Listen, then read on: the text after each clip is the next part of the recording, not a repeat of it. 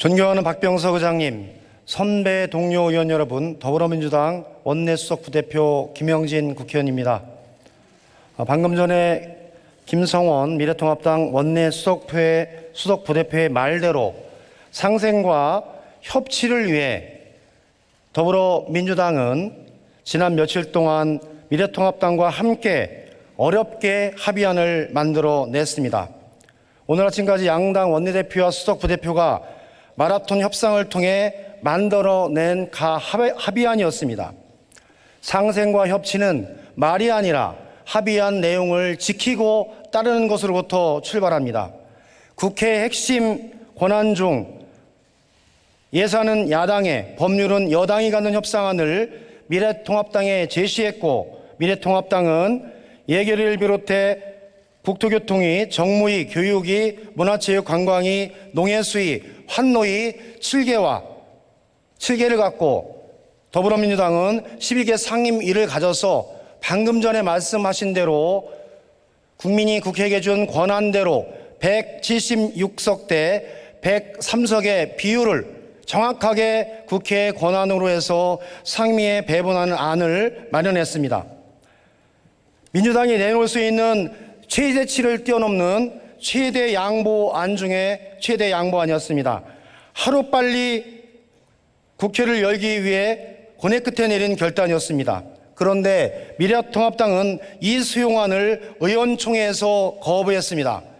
일하는 국회를 만들라는 총선민을 외면하고 코로나 위기 극복을 열망하는 국민 요구를 거부하는 반시대적인 구태라고 봅니다.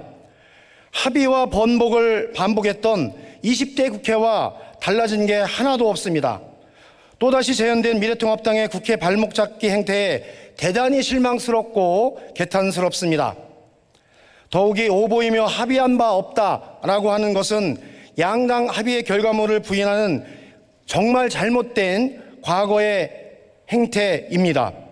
협상의 근본은 신뢰를 지키는 것입니다. 신뢰를 이렇게 허물고 도대체 어떻게 국회를 운영할 예정이십니까? 미래통합당은 법사의 권한을 악용해서 모든 법안의 통과를 좌지우지하려고 합니다. 미래통합당은 행정부에 대한 견제를 위해서는 반드시 법사위를 가져가야 한다고 강변하고 있습니다. 하지만 실상은 정부의 국정운영과 민생개혁 입법을 방해하고 저지하기 위한 무기를 달라는 것밖에 되지 않습니다. 지난 20대 내내 미래통합당은 법사위원장의 권한을 악용해 수많은 민생 법안과 개혁 법안을 지연시키거나 좌초시켰습니다. 또한 그로 인해 무수한 파행수의 식물국회가 연출됐고 끝내는 동물국회마저 재연되었습니다. 이것이 지난 20대 국회에서 그렇게 법사위를 만들었고 그러한 법사위를 또다시 가지겠다라고 하는 것은 나쁘끄러운 주장인 것입니다.